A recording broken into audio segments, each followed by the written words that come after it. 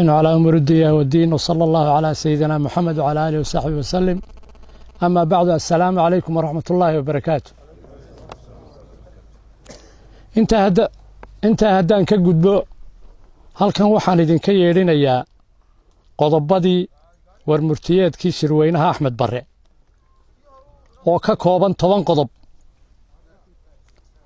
haddaanu nahay beelweynta Axmed Barre waxaanu ka soo saaray shirkii beesha ee ka dhacay degmada Qorilugud gobolka Buuhoodle kuna taariikhaysnaa bilowgiisu 10kii bishii 12aad ilaa 16kii bishii 12aad ee 2017 warmurtiyeedkan hoos ku qoran. 1.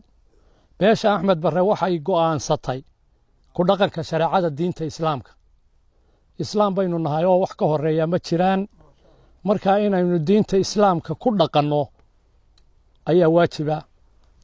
qodobka 2. beeshu waxay la shaqaynaysaa taageeraysaana dawladda Somaliland.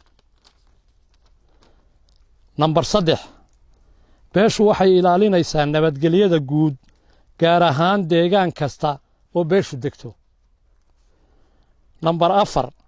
beeshu waxay adkaynaysaa oo ka shaqaynaysaa oo go'aamadii iyo midnimadii ay beelweynta Solomadow ku qaadatay shirkii Danjir ee ka dhacay degmada Qorilugud 2014.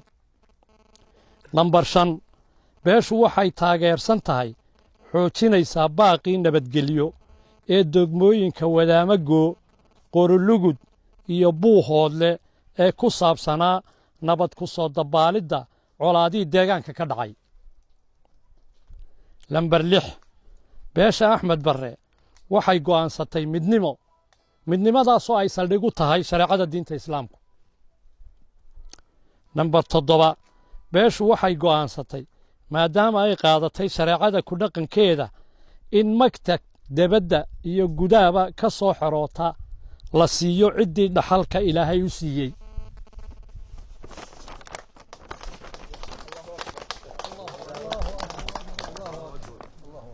beeshu waxay Number 8. beeshu waxay dadka deegaanka iyo wadaagta kula dhaqmaysaa nabadgelyo iyo dhaqan wanaagsan. Number 9. beeshu waxay diyaar u tahay inay iska bixiso dhammaan wixii lagu leeyahay, wixii ka maqnaana doonato si nabada. Number 10. beeshu waxay samaysatay guddi ka kooban 7 xubnood oo ka shaqeeya baahiyaadka iyo danaha reerka. 10ka qodob waxa weeye qodobadii ay beeshu gaadhay.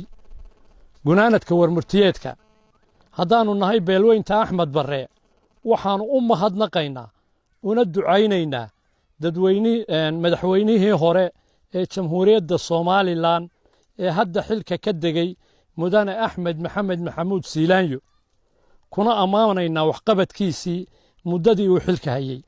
waxaanu kaloo hambalyaynaynaa madaxweynaha cusub mudane Muuse Biixi Cabdi iyo xukuumaddiisa, uguna ducaynaynaa in Ilaahay inooga dhigo mid dantiisa iyo diintiisa iyo dalkiisaba anfaca. Wassalaamu calaykum waraxmatullaahi wabarakaatu.